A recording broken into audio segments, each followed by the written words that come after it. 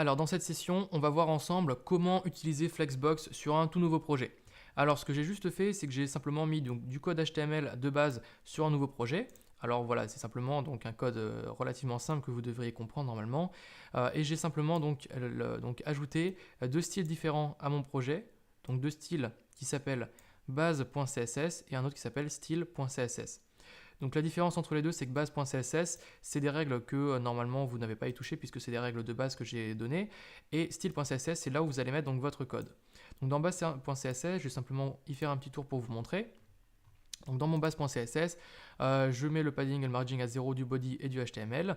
Je donne un petit comportement par défaut pour nos différents éléments qu'on va créer. Donc notre élément container qui aura la classe container donc aura une couleur de fond qui va être avec une certaine couleur de fond. Et nos éléments qui auront la classe item auront donc ces propriétés-là, simplement pour avoir quelque chose qui sera plus visuel et qui sera plus facile après à comprendre. Donc simplement c'est un peu plus joli. Et après je mets, donc lorsqu'on passe la souris sur nos éléments, on change l'opacité de notre bloc qui aura la classe item. Donc là voilà, rien de très compliqué en CSS. Donc ici, ce qu'on va faire, c'est que dans notre HTML, on va rajouter donc notre contenu, donc on va rajouter nos premiers éléments. Donc pour vous montrer que ça fonctionne, je vais faire un petit Hello World, hop, très classique. Donc voilà, j'ai bien mon petit Hello World qui est affiché, c'est super. Donc ce que je vais juste faire, moi, c'est que je vais créer donc une div, qui va être notre div container, notre élément container comme on l'avait vu précédemment. Hein. Hop, et dans cet élément-là, on va avoir nos enfants. Donc on va avoir une div qui aura la classe item. Alors pourquoi est-ce que je mets item et pourquoi je mets la classe container? Tout simplement parce que dans mon base.css, j'ai simplement donné des styles particuliers à container, enfin à la classe container et à la classe item. Donc je les utilise ici dans mon code HTML. Donc hop, classe item, et je vais en créer un dernier. Donc avec la classe item. Voilà, donc là je les enregistre. Et alors qu'est-ce que j'ai? J'ai simplement donc mes éléments qui sont de type bloc. Par défaut, c'est le comportement d'une div. Hein, donc la div va avoir un comportement de type bloc. Et simplement, ça va prendre 100% de la largeur. Alors là, ici, j'ai un petit espacement sur le côté. Tout simplement parce que j'ai mis un margin à mon élément, enfin à ma classe item. Donc c'est pour ça que j'ai un petit margin. D'ailleurs, mes divs, on peut se dire, attends, mes divs sont vides. Alors pourquoi est-ce que j'ai une certaine taille et une certaine hauteur à mon élément? Tout simplement parce que dans mon base.css, j'ai mis un padding, du coup, ça met du contenu ici dans notre div, tout simplement.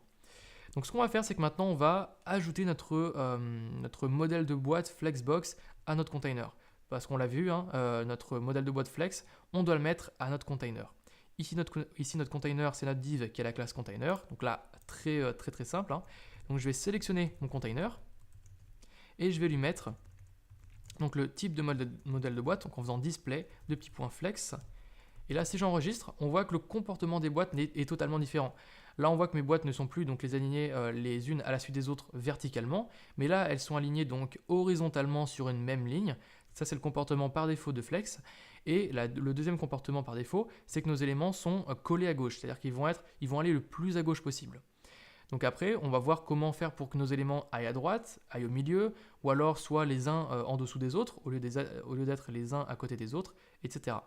Alors petit aparté, si le display flex ne fonctionne pas chez vous, c'est peut-être parce que votre navigateur que vous utilisez actuellement, il demande comment on appelle ça, le préfixage de flex. Donc qu'est-ce que ça veut dire? Ça veut dire que si vous devez préfixer flex, vous devrez écrire donc un code CSS donc similaire à celui-ci.